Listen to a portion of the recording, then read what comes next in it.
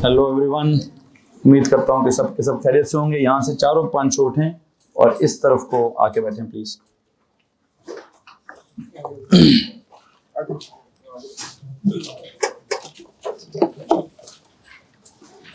जी जनाब, हमारा पहला आप भी उठो बेटा, यहाँ से प्लीज इस तरफ आके बैठो। पहला जो लेक्चर है वो कौन सा है जी? केमिस्ट्री का लेक्चर है। और केमिस्ट्री के लेक्चर में प्लीज अगर मुझे बता दीजिए कि हम लोग कहाँ पहुंचे हैं तो काम जरा आसान हो जाएगा। कॉपी दिखाइए।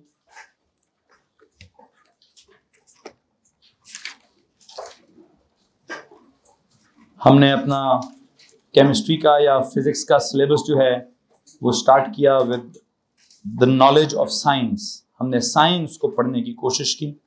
साइंस के अंदर हमने study of nature, that is everything around us, को डिस्कस किया।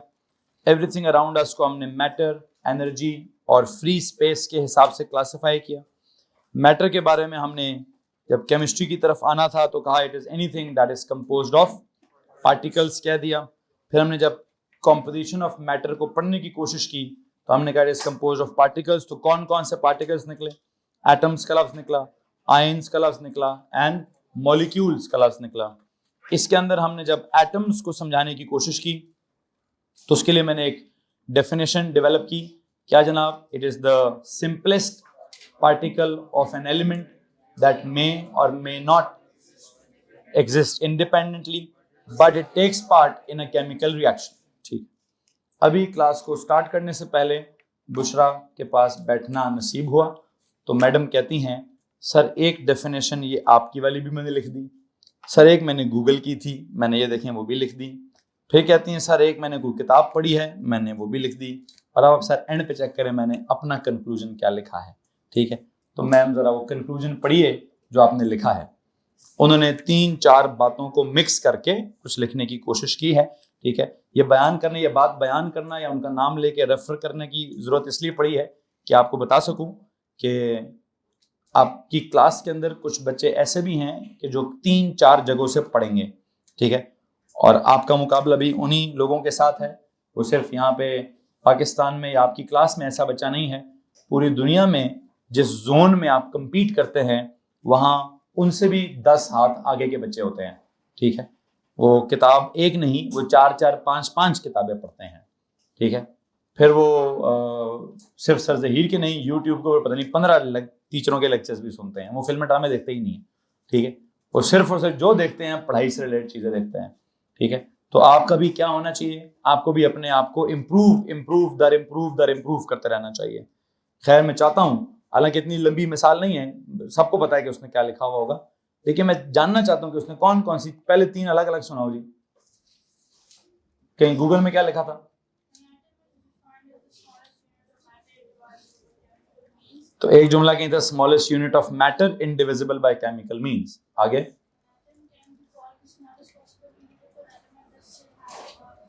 जी कहीं और लिखा था it is known to be the smallest unit of element that क्या that still has its characteristic properties. फिर आगे किसी किताब में देखा क्या लिखा?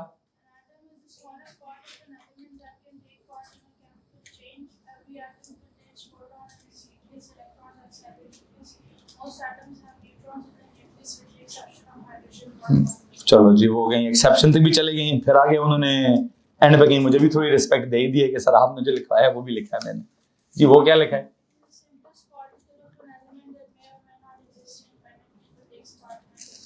फिर आपने एंड पे जो लिखा है वो भी सुनाए, लेकिन वो उसको जो मैंने करेक्ट कर दिया था उस तरह से सुनाइएगा। तो उन्होंने उसको कहा जी मैंने sir smallest unit of an element लिखा है। आगे अच्छा, इसका मतलब उन्होंने स्मॉलेस्ट को कायम रखा है, मैंने सिंपलेस्ट कर दिया था। वो कहते सर मैं स्मॉलेस्ट का लफ्ज ही इस्तेमाल करूंगी और आगे क्या लिख दूंगी? इनडिविजिबल बाय केमिकल मींस वाली फ्रेज लिख दूंगी तो आपका स्मॉलेस्ट वाला मसला मेरा हल हो जाएगा। मुझे सिंपलेस्ट का वर्ड इतना सिंपल है कि मैं एडवांस लेवल में सिंपल का लफ्ज इस्तेमाल नहीं करना चाहती, मगर जी मैं एडवांस लेवल में एडवांस स्टेटमेंट ही इस्तेमाल करूंगी। मैं smallest unit of an element that is indivisible by chemical means का लफ्ज इस्तेमाल करूंगी। आगे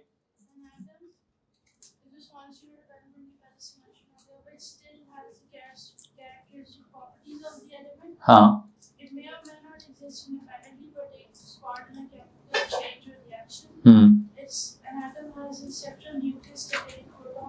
चलो जी, उन्होंने कहा सर जी मैंने फिर बात पूरी मुकम्मल कर देनी है, एक काम करते हैं, मैं उनकी इस एफर्ट को रिस्पेक्ट करना चाहता हूं, और इस रिस्पेक्ट में जहां पे आपने एटम की डेफिनेशन लिखी है, मैं उस एटम की डेफिनेशन के पेज पे जाना चाहता हूं, उस पेज पे जाकर उसके हेडर पे जाना चाहता हूं, उसके हेडर पे जाइए और वहां पे जाके हेडिंग लिखिए बुशराज डेफिनेशन। जी भाई, जिस पेज पे मैंने आपको एटम की डेफिनेशन लिखवाई है उसके हेडर पे जाइए और वहां जाकर जिस भी पेज पे जहां पे भी आपके पास जगह है, नहीं नीचे नहीं, एक स्पेशल नोट है, किसी भी पेज के हेडर पे जाएंगे और वहां इसका एक टाइटल देंगे। क्या टाइटल है जी? बुशराज डेफिनेशन। ठीक है पुत्र, चलो जी, बुशराज डेफिनेशन सुने जी। And she challenges the word what? Simplest. She says I will still use simplest and I have no disagreement with her. सही कर रही है वो। कब तक सही कर रही है? जब तक वो आगे क्या लिखेगी? That is indivisible by chemical means का जो उसका फ्रेज है, उस फ्रेज के पहले अगर वो स्मॉलेस्ट यूनिट का वर्ड लगाती है या स्मॉलेस्ट पार्टिकल का वर्ड लगाती है तो मुझे 1% भी एतराज नहीं है। और मैं चाहता हूं कि आप भी उस तरह से लिख लीजिए कि वो क्या जुमला लिखना है। सुने जी, atom is the smallest unit. वो पार्टिकल का लफ्ज भी नहीं इस्तेमाल कर रही, इसको भी जरा ध्यान दीजिए, इस बात को भी ध्यान दो भाई। उन्होंने लफ्ज पार्टिकल भी इस्तेमाल नहीं किया। क्यों? क्योंकि उनको लगता है सर क्या पता वो पार्टिकल आगे सब एटॉमिक पार्टिकल की तरफ बात ना निकल जाए। तो क्या कहती हैं जी, क्या लिखा जाएगा? Smallest unit of an element. Atom is the smallest unit of an element that is indivisible by chemical means. Sir मुझे इनकी कॉपी दे दें। Smallest unit of an element that is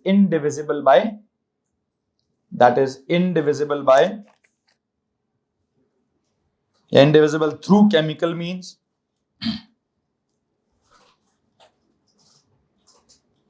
but it still has the characteristic properties of the element.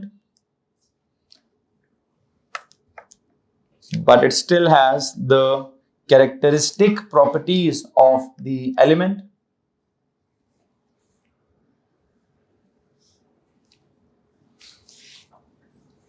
But it still has the characteristic properties of the element. Comma लगा के लिखिए, it may or may not exist independently.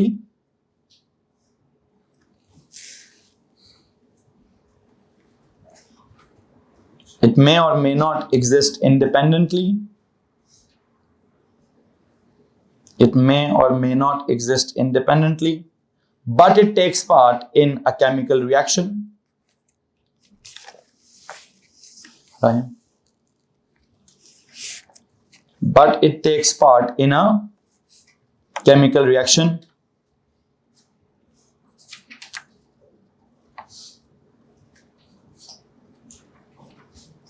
And it has a central nucleus. And it has a central nucleus containing protons and neutrons.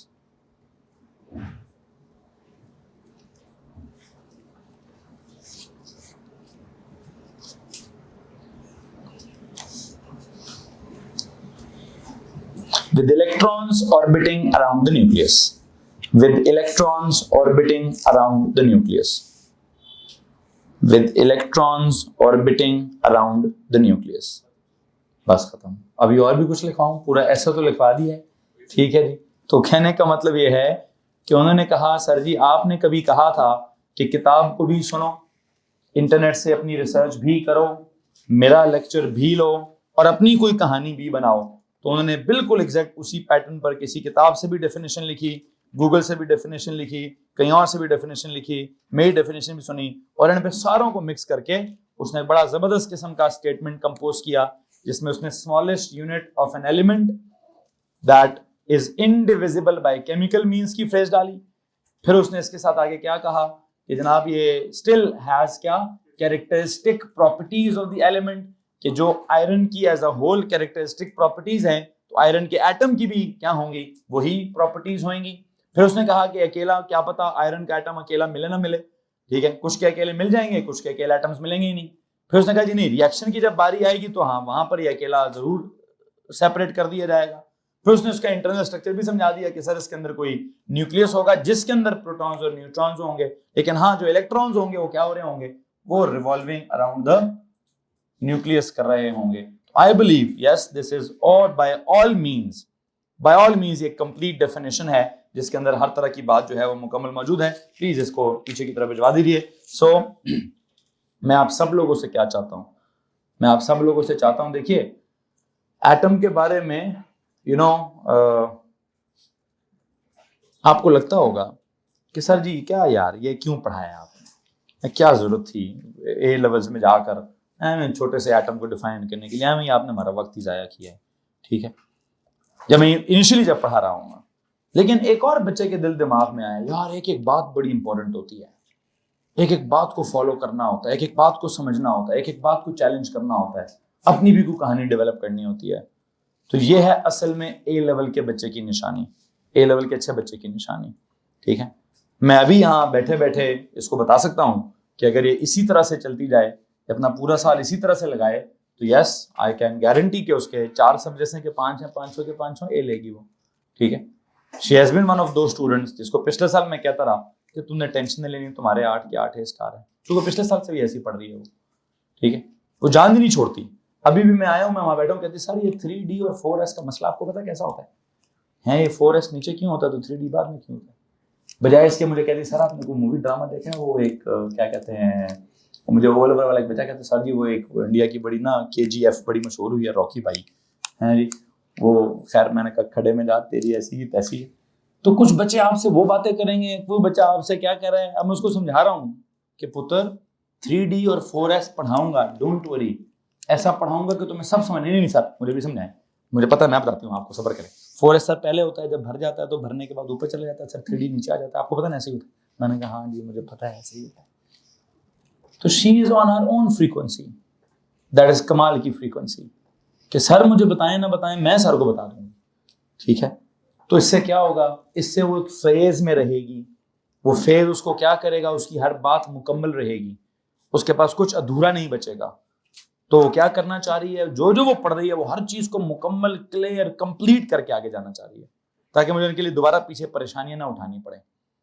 बाकी कुछ बच्चे क्या करते होंगे, sir जी atom ही है ना, पता है एटम क्या होता है, चलें आगे चलें, जहां फंसेंगे वहां देखेंगे, 3D और 4S नहीं फंसेंगे सर, उससे पहले तो रिसर्च करेंगे ही नहीं, ठीक है। वो सब हमने सुन लिया कि यार वो पहले चैप्टर में क्या होता है, कहां बंदा फंसता है, ये SPDF में फंसता है, चलो SPDF भी समझ आ जाता है, ये 3D और 4S वाली मौत समझ नहीं आती। बस उधर हाँ सर बताएं क्या होता है सर, और मैंने बता दिया, जो वक्ती तौर पर समझ आ गई, आय हाय क्या अच्छा पढ़ाते हैं सर सही, आय हम मजा आ गया, जाएंगे ना रिसर्च करेंगे ना रिवाइज करेंगे ना याद करेंगे, पेपर आएगा तो फिर भूले होंगे 3D किधर था तो 4S किधर था तो सर जहीर किधर था तो मैं किधर था, ठीक है पुत्र जी। तो बस आपको एक बात बताना चाहता हूँ, पढ़ाई का एक स्टाइल है, ए लेवल की पढ़ाई का स्पेसिफिकली एक स्टाइल है, उस स्टाइल को फॉलो करें। उस स्टाइल में क्या आता है, उस स्टाइल में मैं ये कभी भी नहीं कहूँगा कि मेरे नोट्स में आपको 1% भी कमी मिलेगी। According to the specifications you will find no better notes than mine. जो मैं आपको लिखवाऊंगा उससे बेहतरीन आपको पूरे कहीं पे भी कोई डॉक्यूमेंट नहीं मिलेगा। लेकिन मैंने ये नहीं कहा कि वो कंप्लीट बात होगी, बेहतरीन उससे बेहतर कुछ भी नहीं होगा, उससे ज्यादा बहुत सारी बातें होंगी, extra knowledge extra knowledge extra knowledge. तो नॉलेज तो जितना भी होगा फायदे का होता है, नॉलेज नुकसान का तो नहीं होता। नॉलेज को यकीन जानिए, दुनिया में ढेर सारा खाओ तो नुकसान होता है, ढेर सारा पियो तो भी नुकसान होता है, ढेर सारा सो जाओ तो भी नुकसान होता है, ढेर सारा जाग जाओ तो भी नुकसान होता है, ढेर सारा काम करो तो भी नुकसान होता है, ढेर सारे वेले बैठो तो भी नुकसान होता है। ये दुनिया में एक चीज है जो जितनी ढेर सारी होगी ना कोई नुकसान नहीं देती। ये क्या होता है, ये नॉलेज होता है। नॉलेज जितना ज्यादा होता है उतना कम लगने लगता है। नॉलेज जितना ज्यादा होता जाएगा ना तो बंदे को समझ आता है यार इससे भी आगे जहां और भी है, इससे भी आगे कहानियां और भी हैं। तो बराए मेहरबानी ये जो किसी बच्चे का नाम लेकर मोटिवेट कर रहा हूं वो आप ही की इस क्लास का हिस्सा है। और यकीन जानिए हर पाकिस्तान की किसी न किसी क्लास में एक ना एक ऐसा बच्चा जरूर होगा जिसकी अल्लाह करे कि क्या हो। आज जब मैं सुबह आई विजिटेड नास टुडे हमारे पिछले बैच के कुछ बच्चों का एडमिशन हुआ तो उन्होंने अपने पेरेंटल गार्डियन के तौर पर दे carried me with them, sir हमारी ओरिएंटेशन है, आप हमारे साथ जाके अटेंड करेंगे। तो जब मैं वहां पे जाके गया तो वहां पे the principal goes like what कि जनाब पहले उसने मैट्रिक एफएससी वालों के नंबर पूछे, तो यकीन जानिए मेरा तो कानों से भी धुआं निकलना स्टार्ट हो गया। देयर वर 1100 आउट ऑफ 1100 वाला बच्चा भी था एक वहां। There was 1099 marks out of 1100 वाला बच्चा भी था वहां पे। उसने ए लेवल वालों को खड़ा किया, हाँ ए लेवल वाले भी कुछ थे, उनका रिजल्ट पूछा तो किसी एक ने भी ये नहीं कहा कि कोई ए है, उसने कहा जी उधर भी सारे ए स्टार हैं, तो उसने कहा इधर भी सारे ए स्टार हैं। ठीक है, एंटी टेस्ट का उन्होंने पूछा तो चंगे पले सुथरे उन्होंने नंबर बताया, वो मेरे वाले बच्चों ने बताया तो बाकी सारों ने भी बताया। ठीक है, हम मैं सीक्स डिपार्टमेंट था कंप्यूटर साइंस वालों के साथ, उनका मेरिट नंबर 1 था तो टॉप का मेरिट होता है, तो सारे ही मैंने कहा यार ये सारे इतने नंबर लेकर आते हैं। एंड में पता चला सीक्स जो है वो उनका कंप्यूटर साइंस वाला डिपार्टमेंट है, वो मेरिट नंबर 1 है, वहां पूरे पाकिस्तान का टॉपर जाता है। तो प्रिंसिपल का पहला जुमला वहां क्या था, जैसे नहीं आप वो 3 इडियट्स का जुमला सुनते हैं, पता नहीं वो प्रिंसिपल आया तो उसने कोई पता नहीं गिरा दिया, तो कोई अंडे गिरा दिए, तो ये गिरा दिया, तो वो गिरा दिया। खैर उसने उस तरीके से नहीं, लेकिन बड़े अपने एक सोफिस्टिकेटेड अंदाज में ये उनको बयान करने की कोशिश की कि जनाब आप में से किस किस को लगता है कि आप अपने अपने कॉलेज के टॉपर हैं। तो हर बच्चे ने, there was not a single one जिसने हाथ ना खड़ा किया। तो उसने कहा जनाब यहाँ मेरे सामने 250 स्टूडेंट्स बैठे हैं, जिनमें से 70 स्टूडेंट्स कंप्यूटर साइंस के हैं, 70 स्टूडेंट्स जो है वो सॉफ्टवेयर इंजीनियरिंग के हैं, 70 स्टूडेंट्स इलेक्ट्रिकल इंजीनियरिंग के हैं, और 50 या 55 स्टूडेंट्स जो थे वो डेटा साइंस के, 4 प्रोग्राम्स के 250 बच्चे वहां बैठे थे। तो उनको एक जुमला बोला, तुम अपने अपने कॉलेज के अपने अपने इलाके के टॉपर्स आए हो यहाँ पर, अब तुम सब टॉपर्स का आपस में कंपटीशन है जी। तब तुम पहले compete करते थे ना, तो तुम अपनी अपनी क्लास में एक अकेले होते थे। ठीक है, तुम्हारा बड़ा नाम होता था, तुम्हारे नाम को लेकर टीचर अच्छा खुश होता था, वो बाकियों को मिसालें दिया करता था, ये होता था वो होता था। वहां उन्होंने पता क्या समझाया कि आज के दिन तुम सब जितने बैठे हो ना, अपने अपने आप में कमाल के बैठे हो, यहां से आगे एक नई दौड़ है। इससे पहले तक तो तुम खुशियां मनाते थे, सर जी मैं ही पूछ रहा हूँ सर, मैं कल ही हूँ, आगे पीछे सारे ही निकम्मे हैं। ठीक है, लेकिन उषा मुझे क्या कहती सर नस्ट दाखिला हुआ ना, मैं अप्लाई ही नहीं करूंगी, मैंने उधर जाना ही नहीं। किधर जाना है मैडम ने, अल्लाह करे वहां जाए जहाँ जाना चाहती है। ठीक है, मैं कह देता हूँ लेकिन नजर शजर ना लगा देना, वैसे मैं बिलीव नहीं करता इन तमाम फजूल बातों में, अपनी इंसान मेहनत से कुछ होता है, नजर शजर कुछ नहीं होती है। ठीक है, बहरहाल किधर जाती है, कहती है पुत्र जी सर जी मैंने ना ऑक्सफर्ड जाना है, वहां दाखिला ना हुआ, मैं गैप ईयर पे चली जाऊंगी, मैंने कहीं और जाना ही नहीं। मैंने कहा पुत्र को हार्वर्ड शावर्ड देख लेंगे, कोई MIT शमिटी, उन्होंने कहा जी खड़े में भेजा साहब, मैंने बचपन से हैरी पॉटर देखा है, हैरी पॉटर के अंदर मैंने क्या कहते हैं ऑक्सफर्ड देखा है, मुझे उस बिल्डिंग के अलावा कुछ पसंद नहीं। ऑक्सफोर्ड वालों की मैंने उनकी पता कराया कि उनका क्या सीन है, उनका जी हमें O लेवल में सारे ए और ए स्टार चाहिए, उधर अगर कोई एक आधा ए आ भी गया तो मसला नहीं है, ए लेवल में उनको 4 के 4 ए स्टार चाहिए। ठीक है, तुम्हारे टारगेट है पुत्र, 4 ए स्टार तुमने लेने, और आगे देखेंगे वो पैसों पे बुलाते हैं कि स्कॉलरशिप पे बुलाते हैं। बहरहाल पता नहीं बताना क्या चाह रहा था, हाँ बताना पुत्र ये चाह रहा हूँ कि वो उसके ना तो सर पे कुछ सींग, और मामा देखो सींग निकल रही, उस सर पे हाथ लगाओ क्या पता कुछ निकला हो, है नहीं जी कोई सर पे सींग नहीं है। इधर देखो तुम्हारी आंखें 3, कोई दजाली आंख तो नहीं है तुम्हारे पास, एक तीसरी वाली, कोई खुदा की कसम 2 आंखें नजर आ रही हैं जी, कोई तुम्हारे नॉस्ट्रल्स कोई 4-5 हैं, नहीं ऐसा कुछ भी नहीं है भाई। ठीक है, मतलब वो आप ही जैसा एक स्टूडेंट है, सिर्फ एक मसला है उसका, उसने नॉवल भी पढ़ना है ना, तो उसने साइंटिफिक नॉलेज नॉवल निकाला हुआ है। कौन सा पढ़ रही हो आजकल? वो थोड़ी खैर कोई क्वांटम फिजिक्स के ऊपर एरविन शोल्डर साहब को कुछ पढ़ रही है, मुझसे रोजाना कोई ना कोई सफा निकाल के पूछती है सर ये इसने क्या लिखा हुआ है, फिर मैं उसको कहता हूँ यार ये A2 का फलाना चैप्टर है, मैं जब तुम्हें पढ़ाऊंगा तो वहां तुम्हें समझ आ जाएगी। तो कहने का मतलब है कि अगर आप यहाँ साइंस की क्लास में आ ही गए हैं, अगर आप यहाँ फिजिक्स केमिस्ट्री मैथ सारे पढ़ने आ ही गए हैं, तो सबका एक विजन होना चाहिए। मुझे ना O लेवल की क्लास मेरी खचा खच करके भरी होती है। ठीक है, मुझे A लेवल की क्लास में यकीन जानिए थोड़े से बच्चे चाहिए, मुझे ज्यादा नहीं पढ़ाने, थोड़े से पढ़ाने। और मैंने जो आप लोगों को दाखिला दिया ना, एक और बात पे भी यकीन रखिए, मैंने आधे दाखिले रिजेक्ट करके आपको दाखिला दिया। मैं AS में हर किसी को दाखिला नहीं देता हूँ, बहुत नखरे करता हूँ, बहुत नखरे। ठीक है, आप सब लोगों को दाखिला दिया है तो ये सोच के दिया है कि यार आपके रिजल्ट अच्छे हैं, आप साइंस के एडवांस लेवल को सुन समझ और सीख सकते हैं, और वहां पे आपको मैं चाबी जितनी मैंने देनी है मैं दे सकता हूँ। और ये बात करने का एक और मकसद भी, अगर आपको लगता है कि नहीं यार छोड़े सर, हमें आप डरा रहे हैं, पहले दिन ही आप इतना डरा रहे हैं, तो फिर एक काम करो पुत्र, मेरी क्लास छोड़ दो यार, हैं। मेरी क्लास में सिर्फ वही बच्चा बैठे जिसने कोई हाई एम किया हुआ है, ठीक है, जिसने सारे एज और ए स्टार्स को एम किया हुआ है, और उस एम को करने के लिए जिसने मेहनत करने की कसम खाई हुई है। एम में किसी ने वेली पंथी की कसम खाई है और किसी दोस्ती निभाने के लिए आया है, यार वो पूरा पूरा दिन होता है यार, पूरा स्कूल होता है और अकेडमियाज आ रहे हैं, अच्छा पढ़ाती हैं, बहुत अच्छा पढ़ाती हैं, सारा कुछ सही करती हैं, मेरी जान छोड़ो यार। मेरे पास अगर यहाँ आए हो तो मुझे कमाल के यहाँ पे बच्चे चाहिए। ओ लेवल में आपके छोटे बहन भाई जो भी हैं, पढ़ना चाहते हैं कि नहीं पढ़ना चाहते हैं, पुत्र मैं सबको दाखिला देता हूँ, किसी का इंटरव्यू भी नहीं लेता, साल बाद मुझे उनके नाम याद होते हैं, ठीक है। लेकिन यहाँ जब एएस लेवल की बारी आती है तो आप में से कोई एक ही शादो नादिर कोई बंदा होगा जिससे मैं नहीं मिला हुआ। आई थिंक पुत्र मैं आपसे मीटिंग नहीं किया शायद, हैं। तो मैं भी इंशाल्लाह, डोंट वरी, पहले जब टेस्ट लूंगा ना उसके बाद मैं जिससे मेरी मीटिंग रहेगी मैं उन सबसे मिलूंगा, ठीक है। और वो या तो रखा जाएगा या वो निकाला जाएगा। तो पहला टेस्ट आपके लिए बड़ा कीमती है भाई, ठीक है, उसकी बुनियाद पर कुछ इलाज करेंगे। सो पढ़ना है, क्या करना है भैया, पढ़ाई को क्या करना है, जैसे फॉलो करने का हक है ना उस तरह से हक अदा करना है। कैम्ब्रिज ने क्यों कहा है कि आप अब 8 सब्जेक्ट्स ना पढ़ें, यकीन जानिए उसकी एक वजह है। उसकी सब्जेक्ट्स को 8 की जगह 3 करने की पता क्या वजह है, सिर्फ 3 पढ़ना है ना आपने, या फिजिक्स केमिस्ट्री मैथ्स पढ़नी है, या फिजिक्स केमिस्ट्री बायो पढ़नी है, या मैथ्स फिजिक्स केमिस्ट्री पढ़नी है, या मैथ्स फिजिक्स कंप्यूटर साइंस पढ़नी है। और अगर किसी को लगता है सर मुझे नहीं पता मैंने डॉक्टर या इंजीनियर बनना है, तो बायो मैथ्स दोनों पढ़ लेते। किसी को लगता है सर जी केमिस्ट्री रखी हुई है लेकिन कंप्यूटर साइंस का दौर है, तो वो केमिस्ट्री और कंप्यूटर साइंस दोनों रख लेते हैं, ठीक। तो मैक्सिमम कोई चौथा सब्जेक्ट जो कि मैं बड़ी मुश्किल से किसी को रिकमेंड करता हूँ, ठीक है, बहुत ही कुछ 2 या 3 लोगों को मैंने कहा होगा कि भाई तू चौथा सब्जेक्ट रख ले। सर आप में से हाथ खड़ा करें, चौथा सब्जेक्ट वाला कौन सा? 1 2 3 4 5 6 7 8।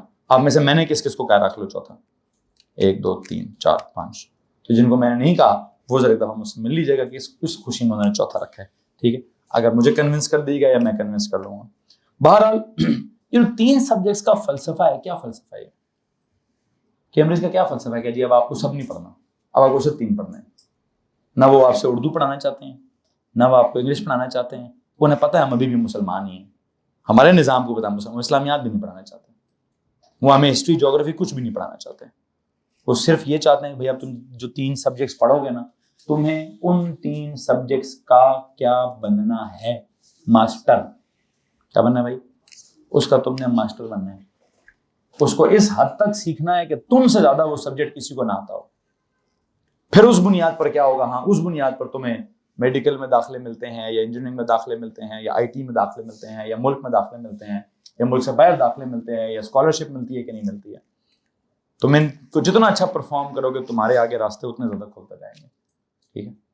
एक बात याद रखिए बच्चों, अगर आप में से कोई मेडिकल वाला है जरा वो हाथ खड़ा करें।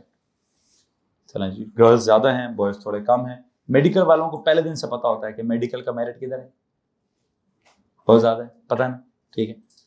इंजीनियरिंग और आईटी वालों में से ऑल दो बाकियों ने केमिस्ट्री रखी हुई है, लेकिन उनमें से भी कुछ लोगों का दिल होगा सर फ्यूचर में हम आईटी ही करेंगे, वो जरा हाथ खड़ा कर लें। एनीवन? चलें जी, बाकियों में से कुछ लोगों ने हाथ खड़ा कर लिया। और अब जो आज मैं आपको एक मिसाल दे रहा था कि आज मैं नस्ट के जो कंप्यूटर साइंस वाला डिपार्टमेंट है उनकी ओरिएंटेशन अटेंड कर आया हूं, तो वहां का मेरिट उतना मेडिकल से भी ऊपर चला गया, ठीक है जी। बता 0. What is meant by 0.8?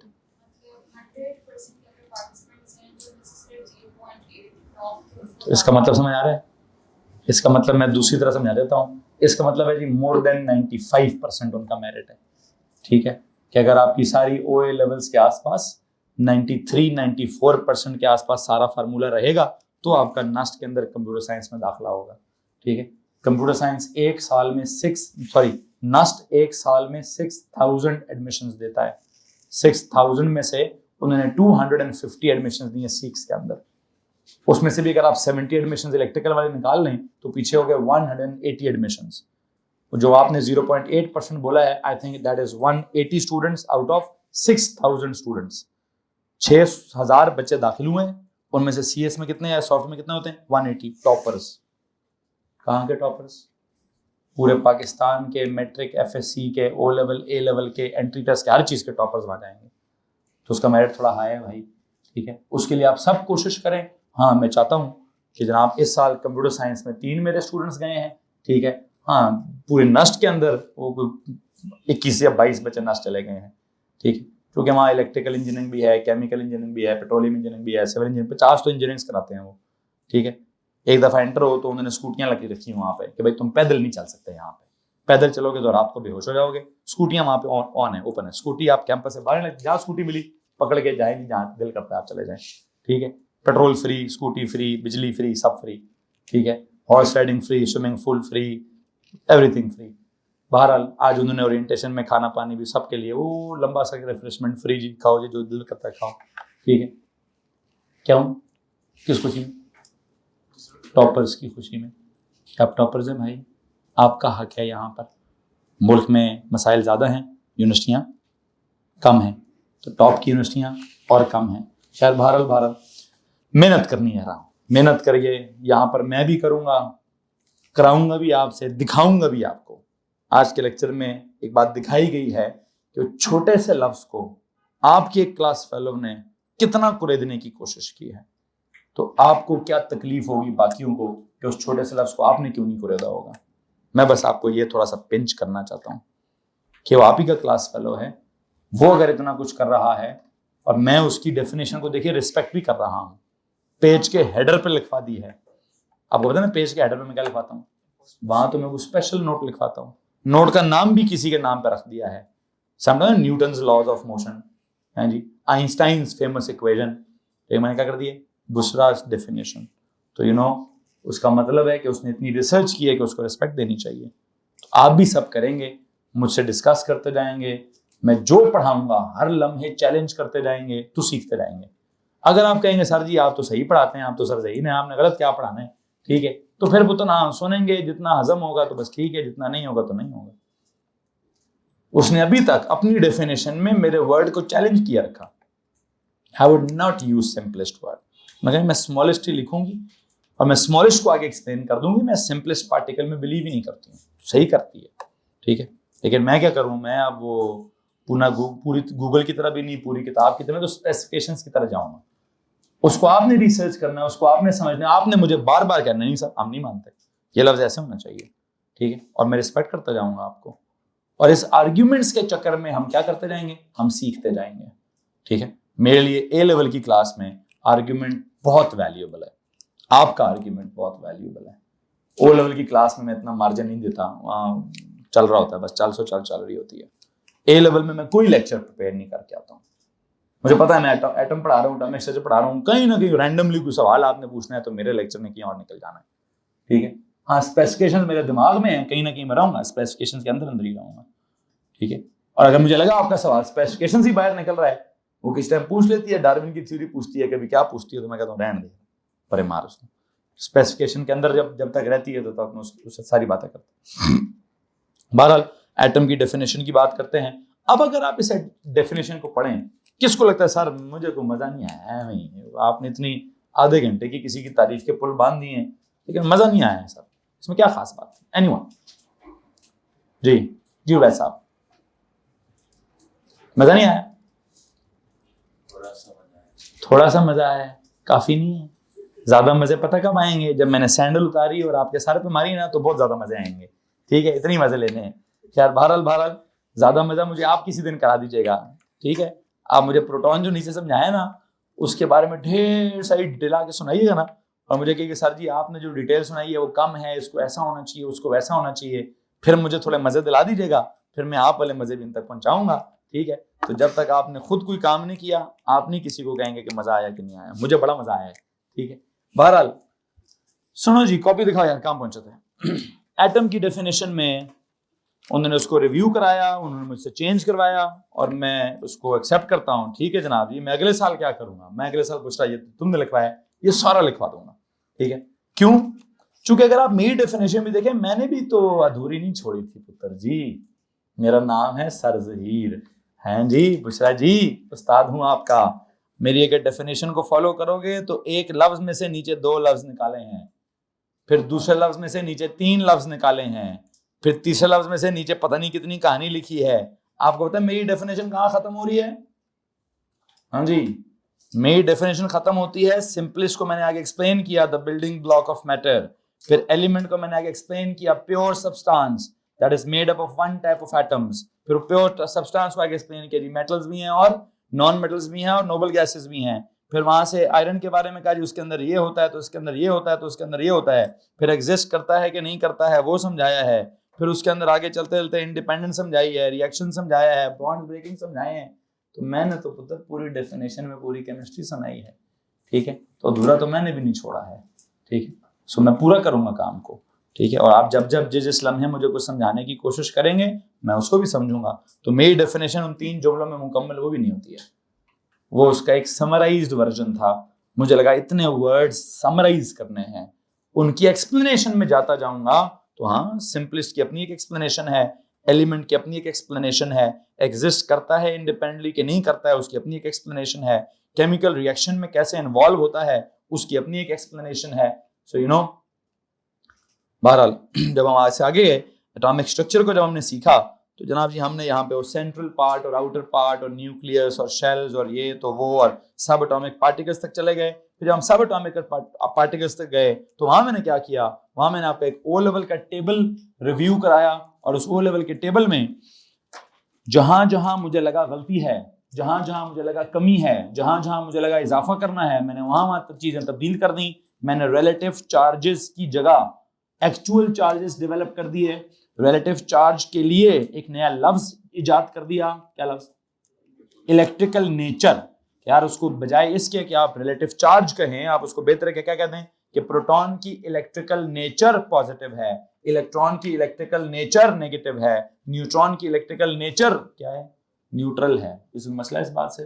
So you no, actual charges की जब बात आई तो उनका मैग्नीट्यूड भी लिखवाया है, उनकी यूनिट्स भी लिखवाई हैं, क्योंकि फिजिक्स साथ साथ क्या कह रही है, फिजिक्स कहती है भाई क्या करो, किसी भी फिजिकल क्वांटिटी को रिप्रेजेंट करने के लिए एक numerical magnitude along with a unit का इस्तेमाल करो।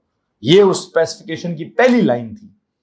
अगर आप फिजिक्स की स्पेसिफिकेशन उसकी पहली लाइन है, भाई ऐसे कैसे कोई क्वांटिटी लिख देते हो, उसको लिखने के लिए क्या करो भाई, न्यूमेरिकल मैग्नीट्यूड अलोंग विद। तो मुझे उस लाइन की मजबूरी में टेबल में एक्चुअल चार्जेस लिखने पड़े। और फिर मैंने एंड पे क्या भी दिया, याद अगर नहीं भी होता तो मसला नहीं है, कम से कम 10 की पावर्स तो याद कर लो, ठीक है। 1.6 का उसका कोफिशिएंट याद होता है कि नहीं होता, नो बिग डील, क्या याद कर लो। इसी तरह जब हमने रिलेटिव मैसेस की बात की, क्या इसका मास 1 रखो तो उसका भी मास 1 रखो, ठीक है। और फिर करते करते इलेक्ट्रॉन का मास जो है पता नहीं 1/1836 रखो।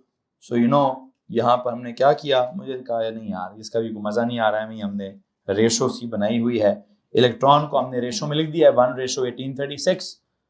तो फिर प्रोटॉन को क्यों नहीं रेशो में लिखा, न्यूट्रॉन को क्यों नहीं रेशो में लिखा। खैर बहरहाल अंदाजा हमें वो ऑर्डिनरी लेवल का हो जाता था कि प्रोटॉन न्यूट्रॉन का साइज सेम है, मास सेम है, और इलेक्ट्रॉन का मास जो है वो ऑलमोस्ट 1836 टाइम्स छोटा है। मैंने कहा मुझे एक्चुअल वैल्यूज चाहिए। जब मैंने एक्चुअल वैल्यूज लिखी तो वहां पे प्रोटॉन का मास 10 की पावर -27 kg में आ गया, न्यूट्रॉन का भी उतना ही रहा, और इलेक्ट्रॉन का मास जो है वो हमने ऑलमोस्ट उन्हीं ऊपर के मास को 1836 से अगर डिवाइड करूं तो क्या हो गया, 9.1 इंटू 10 की पावर -31 kg हो गया। यहां तक किसी को परेशानी है जी? जी हाँ, तो असल में SI यूनिट जो है वो किलोग्राम है, तो इसलिए मैं यहाँ पे किलोग्राम को प्रेफर करूंगा। लेकिन वो कहता है सर जी केमिस्ट्री में आपको पता नहीं है ग्राम्स को प्रेफर किया जाता है। हाँ, जब मैं मोल्स के चैप्टर में जाऊंगा तो वहां पर मैं अमाउंट ऑफ द सब्सटेंस को कोशिश तो होगी कि मोल्स में लिखूं, लेकिन क्या पता ग्राम्स में भी लिखा हो सकता है। बहरहाल सर आसिम एक प्लीज चेक करेंगे ये न्यूट्रॉन या प्रोटॉन में से किसके मास के अंदर एक्चुअल में 1.67 है, इसको जरा गूगल करें कि इन दोनों में से हमने तो राउंड किया, दोनों को 1.66 कर दिया, किसी ना किसी एक आधी वैल्यू में 1.67 भी हो सकता है। अच्छा फिर हमने यहाँ से आगे बेसिक नोट्स बनाना स्टार्ट कर दिए। वो क्या बेसिक नोट्स बनाए जी, जनरल सी कहानी सुनाओ यार, क्या लिखवा रहा था वहां पे, एनीवन प्लीज जी।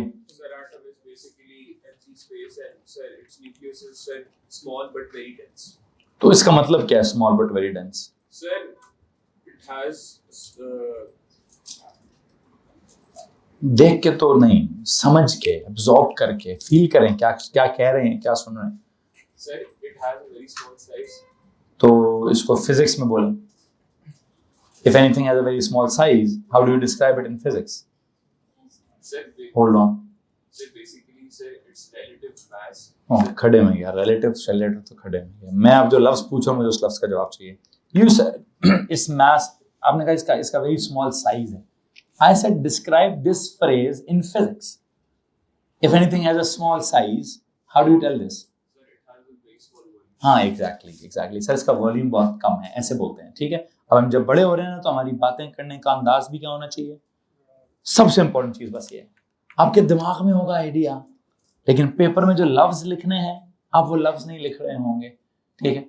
तो मास्टर की तरह के लफ्ज इस्तेमाल करने हैं कि उसका साइज स्मॉल है ये नहीं बताना है, क्या बताना है, उसका वॉल्यूम बहुत छोटा है ये बता दीजिएगा, ठीक है। अच्छा, वॉल्यूम छोटा हो गया, Actually, proton का 1.67 है और न्यूट्रॉन का 1.67492866 के हिसाब से चल रहा है, बस जान दो 6 ही ठीक है। खैर बहरहाल आगे चलेंगे जी। क्या बता रहा कुपाई भाई से बात पूछा था कि आप उसका डेंस मुझे कुछ समझा रहे थे। सर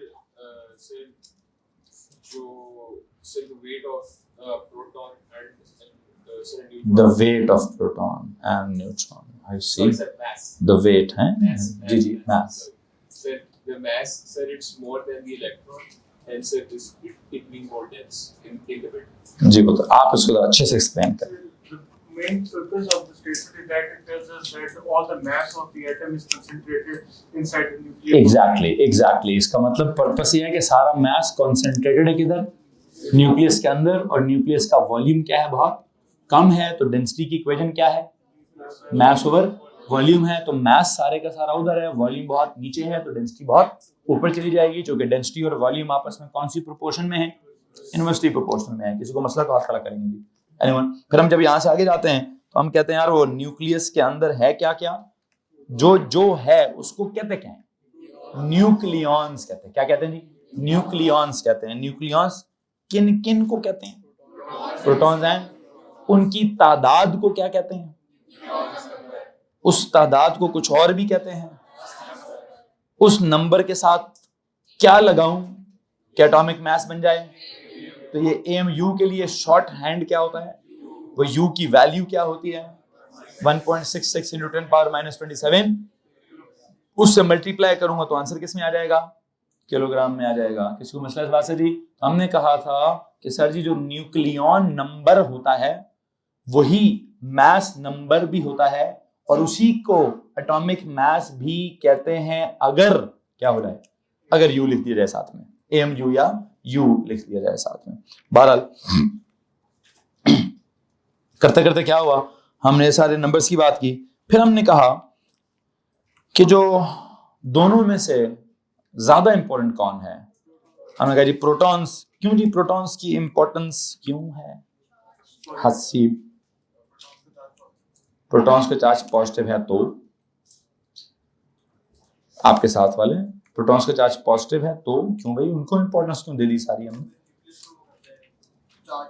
हाँ, उसकी वजह से न्यूक्लियस चार्ज होता है। ये जो न्यूक्लियस का चार्ज होता है वो उसकी वजह से होता है।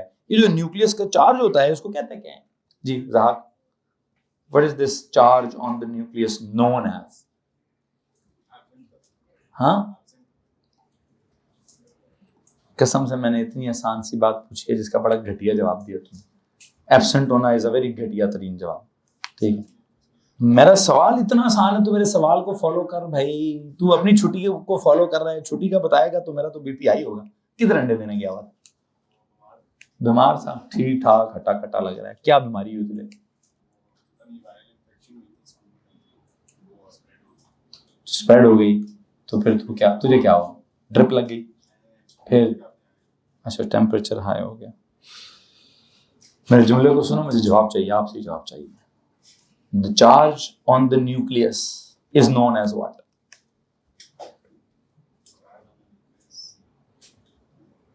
Is due to what? The charge on the nucleus is what? और आसान कर देते हैं, सवाल आसान होते जा रहे हैं। पहले मैंने कहा the charge on the nucleus is known as what, आपने कहा सर नो आइडिया। फिर the charge on nucleus is due to what, मैंने कहा सर नो आइडिया। मैंने कहा the charge on the nucleus is what,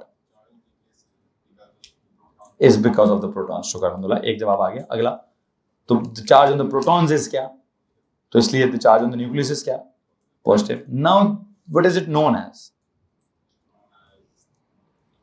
you know it, you know it,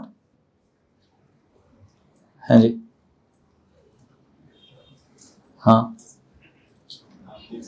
exactly, nuclear charge. तो जब तक मैं रुका रहूंगा ना, वो चलता रहेगा ना, जब उसका दिमाग चलेगा चलेगा चलेगा, it is in their, it is in their. लेकिन वो क्या होता है, दुनिया का सबसे आसान जवाब क्या है, सर जी मुझे नहीं पता, मेरी जान बख्शें बस, मैं जान कभी भी नहीं बख्शूंगा आपकी, ठीक है।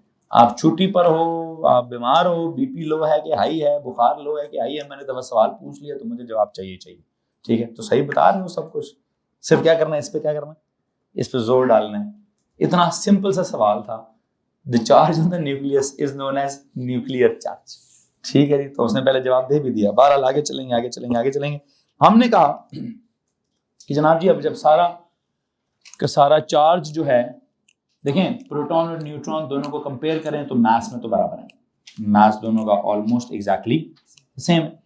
अगर हम दोनों में से देखें तो एक के पास एक एक्स्ट्रा कैरेक्टर है, चार्ज का कैरेक्टर जो है वो प्रोटॉन के पास है, न्यूट्रॉन के पास नहीं है। तो हमने कहीं कह दिया यार protons are more important as compare to neutrons because they are charged subatomic particles, they have a charge and nucleus is charged because of these particles. हमने कहा इन पार्टिकल्स की तादाद को अलग कर देते हैं। क्या कर देते हैं, इनकी क्वांटिटी को, इनकी अमाउंट को, इनके नंबर को अलग से डिस्क्राइब करते हैं। पहले तो हमने कहा था प्रोटॉन्स एंड न्यूट्रॉन्स दोनों का नंबर डिस्क्राइब करें। अब हम क्या कह रहे हैं, नहीं जी सिर्फ किसका डिस्क्राइब करें, तो प्रोटॉन के नंबर को क्या कहेंगे भाई, आप बताओ जी। नहीं वैसे तो proton, the number of protons should be known as proton number, ठीक है। हाँ, they are other than proton number, they are known as क्या, they are known as atomic number. Exactly ठीक है जी। सो हमने दो नंबर्स डेवलप कर लिए हैं, एक उसका न्यूक्लियॉन नंबर है जिसको मास नंबर भी कहते हैं, एक उसका प्रोटॉन नंबर है जिसको हम एटॉमिक नंबर भी कहते हैं, ठीक है। मेरा बस अब आपसे सवाल ये है, कॉपी किसकी है, कि इन दोनों में से जो आइडेंटिटी होती है, प्लीज बताइए इन दोनों में से आइडेंटिटी कौन सी वाली है। आप किसको आइडेंटिटी कहेंगे, आप ये क्या बोलते हैं, प्रोटॉन नंबर को आइडेंटिटी ऑफ द एलिमेंट बोलेंगे, या आप न्यूक्लियॉन नंबर को आइडेंटिटी ऑफ द एलिमेंट बोलेंगे। एनीवन प्लीज, आपसे सवाल है, the one with the cap. Proton number को हम आइडेंटिटी बोलेंगे, क्यों भाई? हाँ, वो कहते हैं सर जी हमने ओ लेवल में जब पीरियोडिक टेबल को कभी देखा है तो उसका जो ऑर्डर है वो ऑर्डर किसकी हिसाब से डेवलप हुआ हुआ है, वो प्रोटॉन नंबर के हिसाब से ऑर्डर डेवलप हुआ हुआ है, और वो न्यूक्लियॉन नंबर के हिसाब से ऑर्डर डेवलप नहीं हुआ हुआ है। इसलिए क्या होना चाहिए, इसलिए the identity of the element should be क्या, it should be the number of protons, it should not be the nucleon number. क्योंकि वहां न्यूट्रॉन्स किसी में कम होते हैं किसी में ज्यादा होते हैं, इससे कोई खास फर्क नहीं पड़ता है। यहाँ तक अगर किसी के पास कोई सवाल है तो प्लीज प्लीज प्लीज क्या कीजिए, हाथ खड़ा कर दीजिए। एनीवन जी पूछिए।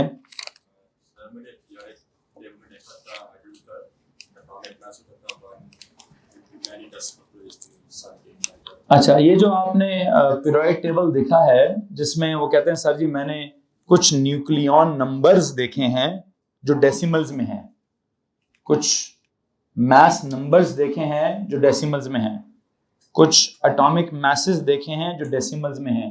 No, not at all. वो जो आपने देखे हैं ना तो वो न्यूक्लियॉन नंबर्स हैं, ना वो मास नंबर्स हैं, ना वो एटॉमिक मास है। पता है वो क्या है, वो है रिलेटिव एटॉमिक मास, जिसकी डिस्कशन मैंने अभी तक आपके साथ नहीं की। आपने वहां पे क्या देखा है, जिस पीरियोडिक टेबल को आपने देखा है जहां पर कोई नंबर्स डेसिमल्स में लिखे हुए थे, प्लीज प्लीज प्लीज सबके सब सुनिए, वो ना तो न्यूक्लियॉन नंबर है, क्योंकि न्यूक्लियॉन नंबर क्या होता है, the number of protons and, मतलब ये कभी हो सकते हैं डेसिमल्स में। मैं अगर कहूं जी कहीं पे लिखा है जी 35.5, इट मीन्स कि प्रोटॉन्स और न्यूट्रॉन्स की तादाद जो है वो 35.5 है। हाफ क्या है वहां पे, कोई प्रोटॉन हाफ है, कोई न्यूट्रॉन हाफ है। अगर मैं कहूँ हाइड्रोजन के साथ लिखा हुआ है 1.0008, तो क्या वहां प्रोटॉन्स एक हैं तो कोई 0.008 कोई और पार्टिकल है? नहीं बेटा, that is something else, that is totally a new science, that is totally a different science. That science is known as क्या? Relative atomic mass. And I hope आपको याद होगा कि मैंने ये नहीं पढ़ाया, मैंने कहा था ये बात तो मैं भी नहीं पढ़ाऊंगा, ये बात तो पता नहीं कहाँ जाके देखेंगे किसी चैप्टर में, जब ये बात आएगी तभी हम इसको जाके वहां पे डिस्कस करेंगे। किसको मसला इस बात से? अभी हम क्या डिस्कस कर रहे हैं? अभी हमने आखिरी बात आपके साथ क्या लिखी है, प्रोटॉन नंबर्स का जिक्र किया हुआ है। और मैं चाहता हूँ यहाँ से आगे क्या किया जाए, यहाँ से आगे एक नोट्स कुछ डेवलप करने चाहिए हमें। देखिए जी, the proton number is in fact the identity of the element.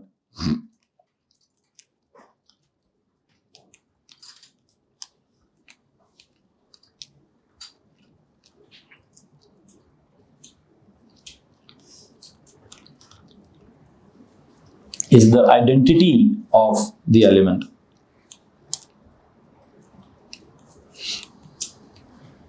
Is the identity of the element. Underline the word identity of the element. Identity of the element के साथ दो एरोज बना के लिखिए। एक तरफ मैं यहाँ कोई नोट लिखवाऊंगा, एक तरफ मैं यहाँ कोई नोट लिखवाऊंगा। ठीक है, तो एक नोट तो ये लिखिए आइडेंटिटी ऑफ द एलिमेंट के साथ क्या जनाब, कि जितने भी एलिमेंट्स हैं ऐसे हैं कितने, ऑलमोस्ट 100 या 100 से थोड़े से ज्यादा हैं। ठीक है, पर जितने भी हैं 100 की हम जनरल फिगर इस्तेमाल करेंगे। ये 100 एलिमेंट्स को हमने क्या किया हुआ है, इनको अरेंज किया हुआ है। किस हिसाब से अरेंज किया हुआ है? In an order of increasing atomic number किया हुआ है। तो प्लीज एक तरफ ऑर्डर बना के, एक तरफ नोट बना के लिखें। There are more than 100 different elements. There are more than 100 different elements. There are more than 100 different elements discovered so far on earth, discovered so far on earth,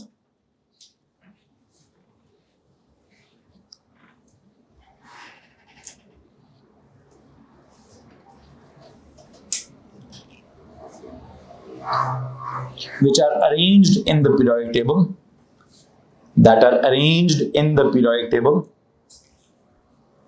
that are arranged in the periodic table in order of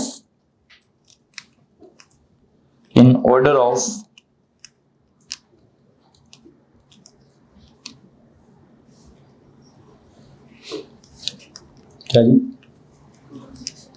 They are arranged in order of increasing atomic number, increasing atomic number,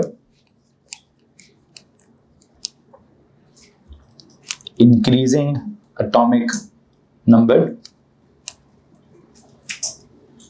यहां तक किसी को परेशानी है भाई? Anyone? Okay. दूसरी तरफ जाके एक नोट लिखें। इसके नीचे मैं कुछ और लिखवाऊंगा, जो भी आपने नोट लिखा है उसके नीचे शायद मैं कुछ और लिखवाऊंगा। प्लीज उस तरफ जाइएगा, दूसरी तरफ जाइए, वहां जाके क्या लिखिए, वहां लिखिए different elements have different type of atoms. Different elements have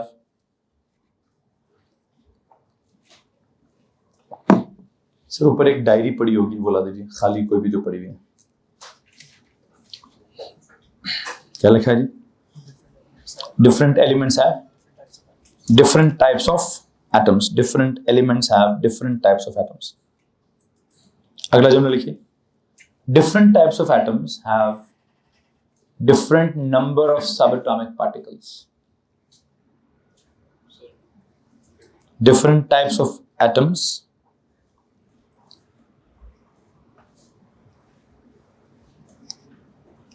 have different number of subatomic particles.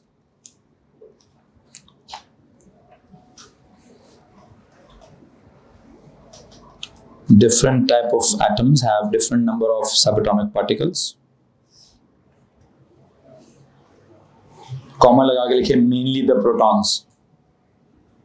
Mainly the protons.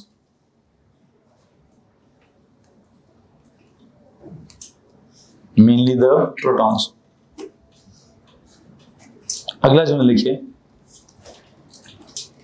change in the number of protons. Change in the number of protons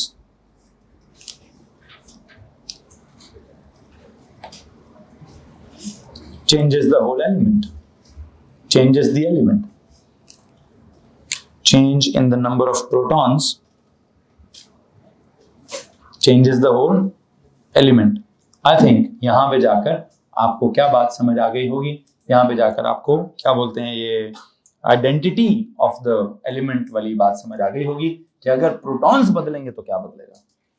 ठीक है, different elements अगर हैं 100 हैं 100 से ज्यादा हैं तो क्या हो रहा है सर जी, हर किसी के एटम्स डिफरेंट है। अगर एटम्स डिफरेंट है तो एटम्स में क्या डिफरेंट है सर जी, एटम्स में प्रोटॉन्स। वैसे तो सब कुछ डिफरेंट होगा, मेनली क्या डिफरेंट होना चाहिए, प्रोटॉन्स चेंज होंगे तो क्या होगा, प्रोटॉन्स चेंज होंगे तो एलिमेंट चेंज होगा। एलिमेंट चेंज होगा मतलब उसकी आइडेंटिटी जो है वो चेंज हो जाएगी। क्या हो जाएगा जी, उसकी आइडेंटिटी चेंज हो जाएगी। जहां तक किसी को मसला है एनीवन। अच्छा, अब मैं अगर यहाँ से आगे की तरफ चलने की कोशिश करूं कि जो अभी आपने इस तरफ जो नोट लिखा है कि आपने उनको अरेंज किया हुआ है in order of increasing atomic number, वहां पर एक लफ्ज है periodic table. Please underline the word periodic table. उस जुमले में आपने पीरियोडिक टेबल को अंडरलाइन किया हुआ है, अंडरलाइन कर दीजिए वहां पे। वहां लिखें जी elements are represented by what.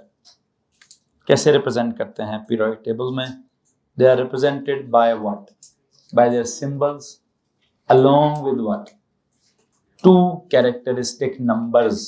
कौन से वाले, one of them is that atomic number and the other is that atomic mass. इसमें किसी को मसला है जी, तो काम कीजिए, अगला जुमला लिखिए।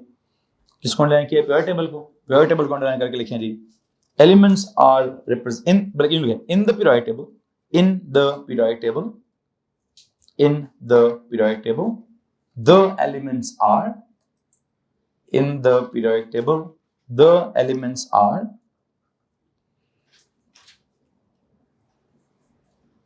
arranged नहीं are represented in the periodic table, the elements are represented in the periodic table, the elements are represented by what, by their atomic symbols, by their atomic symbols,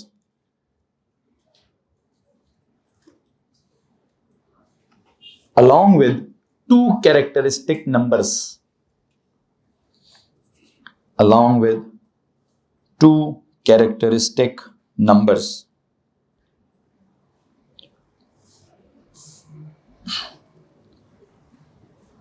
इसमें से underline the word atomic symbol and two characteristic numbers. Underline the word atomic symbol and the word two characteristic numbers. कौन से numbers, एक होगा atomic number और दूसरा क्या होगा न्यूक्लियॉन नंबर या फिर मास नंबर या फिर एटॉमिक मास या फिर रिलेटिव एटॉमिक मास। अब ये तो देखते हैं कि आप ओ लेवल वाले पीरियोडिक टेबल की बात करते हैं या आप ए लेवल वाले पीरियोडिक टेबल की बात करते हैं। जी भाई सर, आपने वो 0.001 का बताया था कि उसमें रिलेटिव एटॉमिक मास है। मैं हमेशा सोचता था कि वो एवरेज होगा क्योंकि हाइड्रोजन के ड्यूटेरियम के ड्यूटेरियम। आपको क्यों परेशानी हो रही है उस बारे में जो मैंने नहीं पढ़ाया। जब मैं रिलेटिव एटॉमिक मास पढ़ाऊंगा यकीन जानिए 2-3 दिन लगेंगे उस पूरे को समझाते।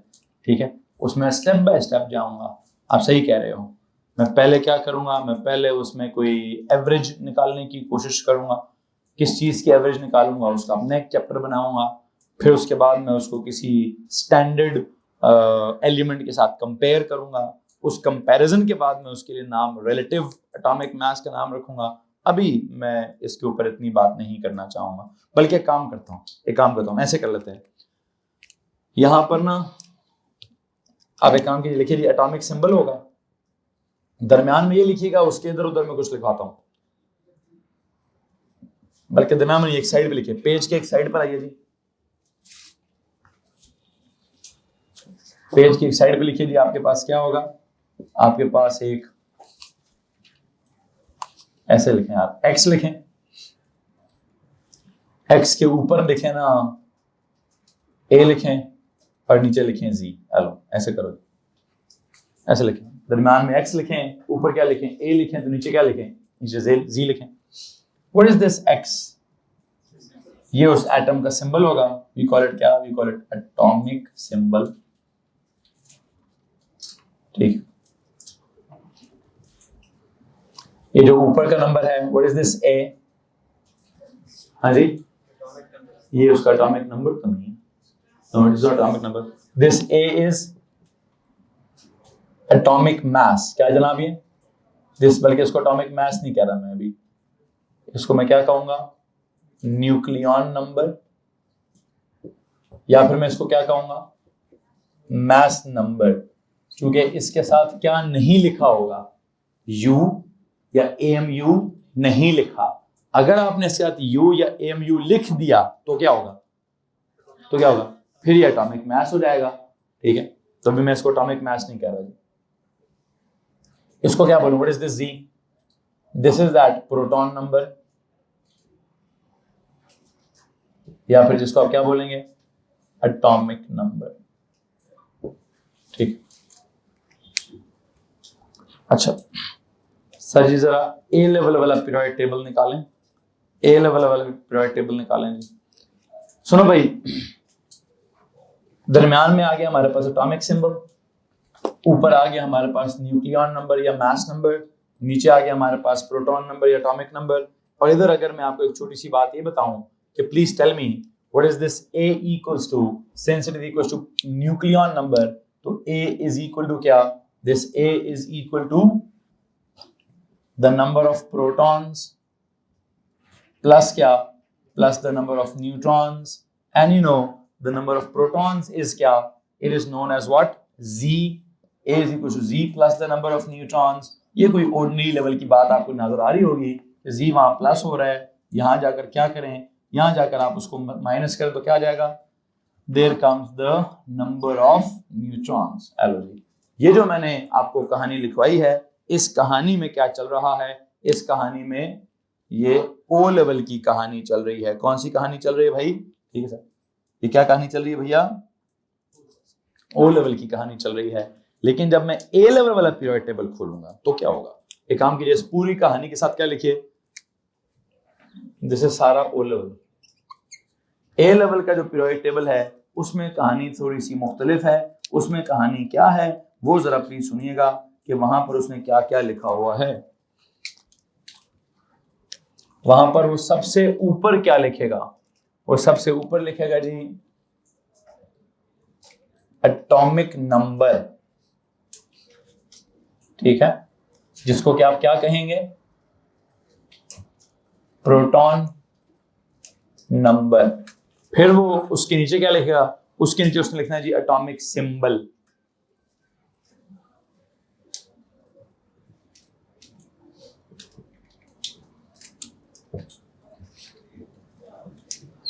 फिर उसके नीचे वो छोटा सा उसका नाम भी लिख देगा कि भाई सिंबल का नाम क्या है।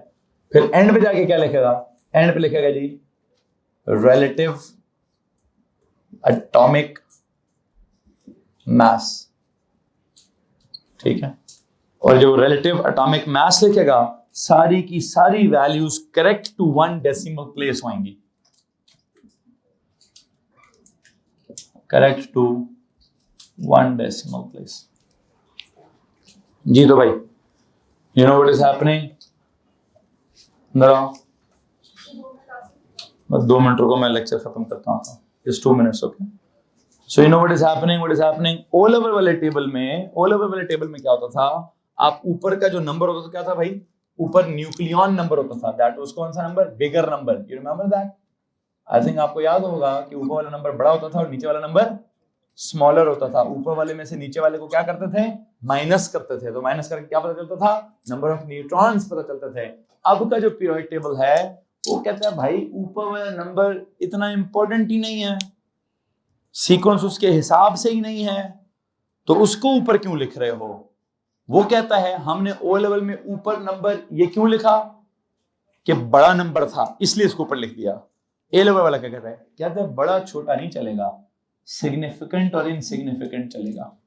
जिसकी सिग्निफिकेंस ज्यादा है उसको भाई ऊपर लिखो, और जिसकी सिग्निफिकेंस कम है उसको किधर लिखो? उसको नीचे लिखो। समझ आ रहा है ओ लेवल ने क्या किया?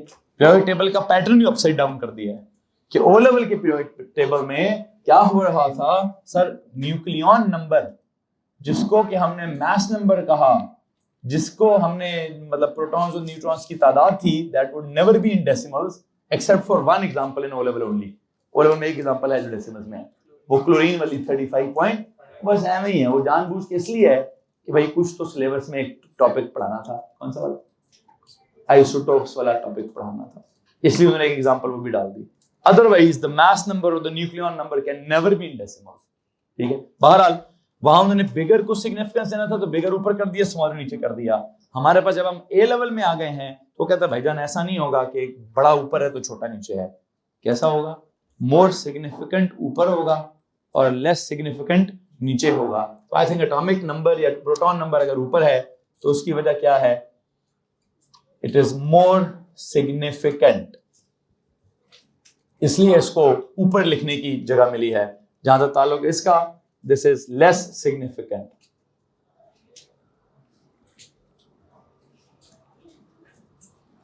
और बहरहाल ये जो करेक्ट टू 1 डेसिमल प्लेस लिखा है या इसके अंदर ये जो लफ्ज रिलेटिव लिखा है, आई थिंक बेहतर है कि मैं यहाँ क्या लिखूं, बेहतर है कि मैं ये लिखूं यार, ये इसको बाद में पढ़ाता हूं।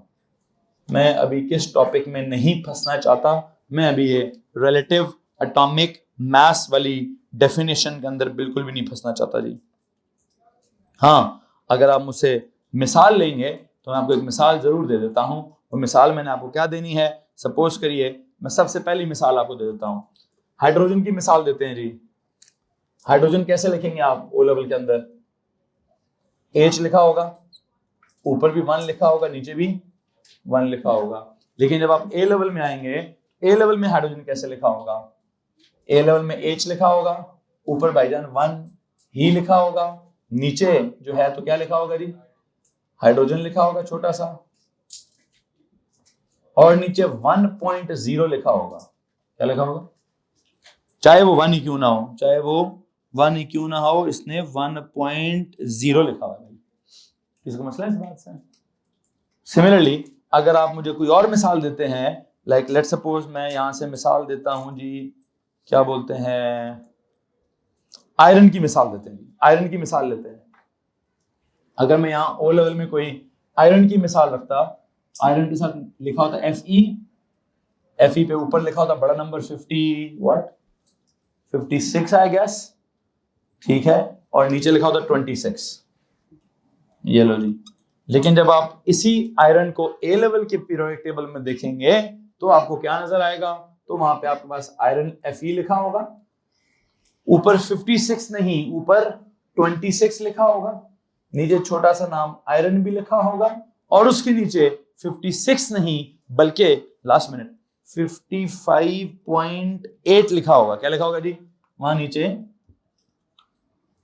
55.8 लिखा हुआ है जी, 55.8 लिखा हुआ है जी। तो भाई आई थिंक यहां तक मैं आज के केमिस्ट्री के लेक्चर में पढ़ाऊंगा, यहां से आगे कल करेंगे। अभी क्या करिए,